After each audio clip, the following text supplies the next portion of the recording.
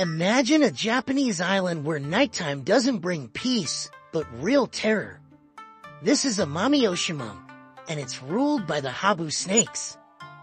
In 1980, these venomous creatures bit around 400 people, leaving behind a trail of pain and death. But why did the Habu cause so much fear? Habu snakes are not just snakes. They are true monsters of the snake world, closely related to rattlesnakes and vipers. They belong to the family of eastern pit vipers, with coral snakes and cobras as their cousins. Picture a creature whose bite can kill in just a few hours. Now multiply that fear by thousands of these snakes, hiding in the dark. For a long time, fighting the Habu bites was a nightmare for the locals. There was an antidote, but it couldn't be stored in remote mountainous areas without electricity. And that's where most bites happened. It was a race against time, where every minute could mean the difference between life and death. The Japanese authorities were stuck. How could they protect people from this invisible threat? Building power lines in the mountains. That would take years and cost a fortune. Developing a new antidote. The same problem. Plus there was no guarantee it would even work. Then someone came up with an idea that seemed brilliant. What if they brought a natural enemy of the snakes to the island? An animal that could not only hunt the Habu, but also survive their bites. It sounded like a rescue plan worthy of a Hollywood blockbuster. Of course, the choice fell on mongooses. These agile predators are known for their ability to withstand snake venom. Nature has given them special acetylcholine receptors, making them less sensitive to cobra venom. And cobras are close relatives of the Habu. A perfect match, right? In 1979, just 30 mongooses were brought to Amami-Oshima, small but brave warriors in the war against snakes. It seemed like the problem was about to be solved.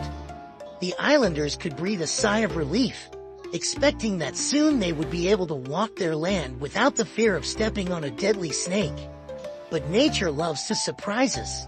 A few years passed, and it became clear that something had gone wrong. The mongooses had indeed started to multiply, but the number of snake bites hadn't gone down at all. What happened? The answer turned out to be almost laughably simple but no less shocking. The mongooses and the Habu just missed each other in time. It turns out that mongooses are daytime animals, while the Habu hunts at night. They were literally living in different time zones on the same island. But if the mongooses weren't hunting the snakes, what were they doing? Oh, they found something to do, and the consequences were even more disastrous for the local ecosystem. The mongooses started hunting local animals, many of which weren't ready for the appearance of a new predator. Among the victims was the unique Amami rabbit, a living fossil found only on 2 tiny Japanese islands. How sad. Millions of years of evolution, only to end up as lunch for an uninvited guest. It's like if a dinosaur suddenly appeared in the modern world and started hunting house cats. By 1993, the impact of the mongooses was so obvious that the Ministry of the Environment raised the alarm. But it was already too late. By 2000, the mongoose population on the island had peaked at 10,000. A small group had quickly turned into an uncontrollable horde.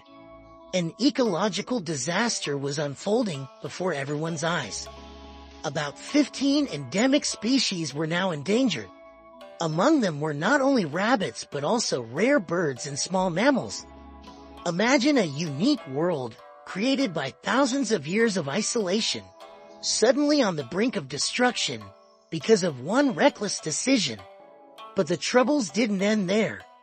The mongooses, not satisfied with the wild, began invading farms.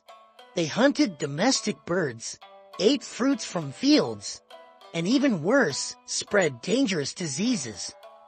Farmers were in a desperate situation, watching their hard work destroyed by these small invaders. The Japanese authorities understood they needed to act, and act fast. In 2000, a real war against the mongooses began. A special team, Amami Mongoose Busters, was created. It sounds like the title of a sci-fi movie, doesn't it? But this was harsh reality. The operation to destroy the mongooses was like a military campaign. All available methods were used, from clever traps to specially trained tracking dogs. But the mongooses proved to be worthy opponents. They were smart, fast, and well adapted to the environment. The fight lasted almost a quarter of a century. Imagine, a whole generation grew up on the island where hunting mongooses became part of daily life. Children born at the beginning of the operation grew up and joined the fight against the invasive species themselves. The methods for combating the mongooses were constantly being improved. At first, people just set traps along the roads. But this didn't bring the desired results. Then they started using more complex techniques. Poisonous baits, attractants, substances that lure animals by smell. Even specially trained search dogs were brought into the operation. Special attention was paid to trap design. They were created specifically for mongooses, considering their size and body shape. This allowed other animals to avoid getting caught in the traps. And then, in 2024, an incredible announcement was made. The mongooses on Amami Oshima had been completely eradicated. It became the first successful battle against a mongoose population on such a large island. A triumph of human perseverance over past mistakes. But what about the venomous snakes? Surprisingly, by 2020, the number of habu bites had dropped to 60 per year. And this didn't happen because of the mongooses, but because of improved access to antidotes and other protective measures. Irony at its finest. The problem that led to the introduction of mongooses was almost solved on its own. Since 1992, there has been no recorded case of a local dying from a habu bite. It's a real breakthrough in medicine and emergency response. Now the residents of Amami Oshima can feel safer, though vigilance is still needed. The story of Amami Oshima is far from unique. Mongooses have terrorized ecosystems worldwide. Let's remember Hawaii, where in the 1880s, 72 mongooses were brought in to combat rats on sugar plantations. The result? An ecological catastrophe, a threat of extinction for many native bird species, and a total failure in rat control. In Hawaii, the situation was even worse than in Japan. Mongooses not only failed to control the rats, but also caused the extinction of at least 8 endangered bird species. Entire species, unique creations of nature, were lost forever because of one thoughtless decision. Or take Jamaica, where after the introduction of mongooses in 1872, a real tick epidemic began. Why?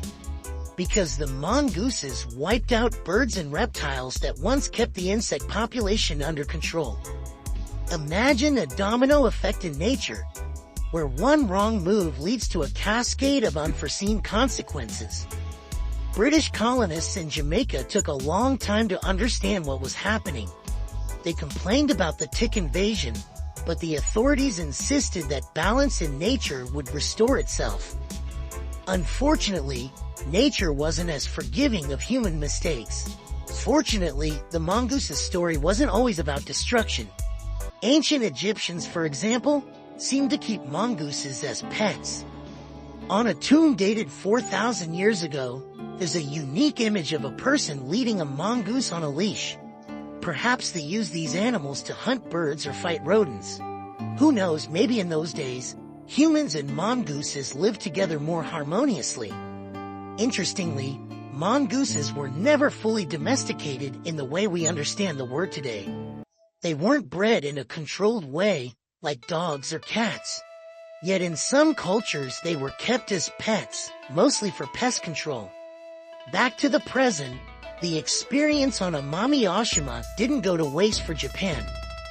These lessons are now being applied in Okinawa, where mongoose invaders are also a problem.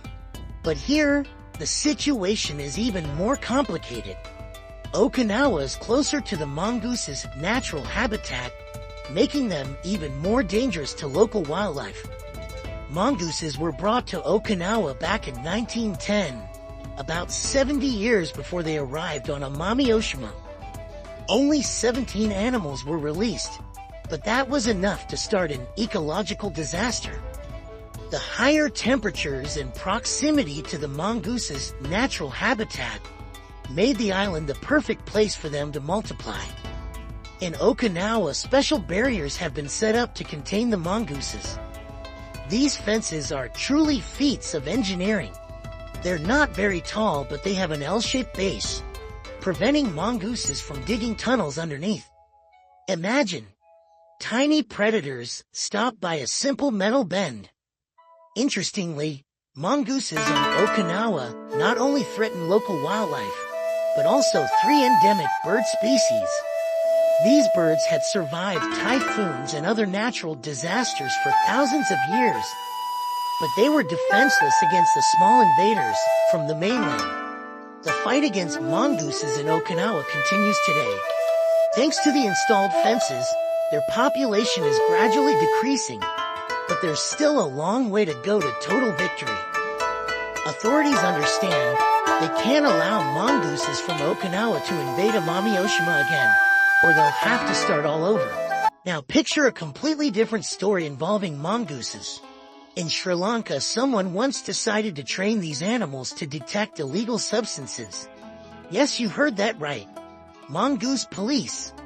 The project even received a $50,000 grant from the country's State Department.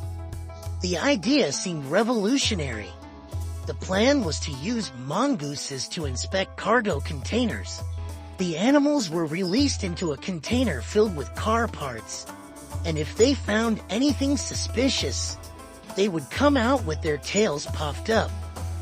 Experiments showed that mongooses could indeed be trained for this kind of work, and the initial results were very promising. They even involved the National Zoo of Sri Lanka, which provided its facilities for the experiments. A special trainer was hired, and a training program was developed. The mongooses were turned into small, furry detectives, darting around among boxes and crates in search of contraband. It seemed like Sri Lanka was about to make a breakthrough in customs control. Mongoose police could have become a real sensation, changing the rules in the fight against the trade of illegal substances. However, as often happens with innovative projects, reality interfered. A change in the country's leadership, political upheavals, and the ambitious project was forgotten. The mongooses never became a part of Sri Lanka's law enforcement system. Today, the story of mongoose police seems like a funny anecdote from the past. Who knows? If the project had continued, we might see these quick little animals at customs checkpoints worldwide. But history chose a different path, leaving us only with the memory of an unusual idea and the unrealized potential of our small, furry friends.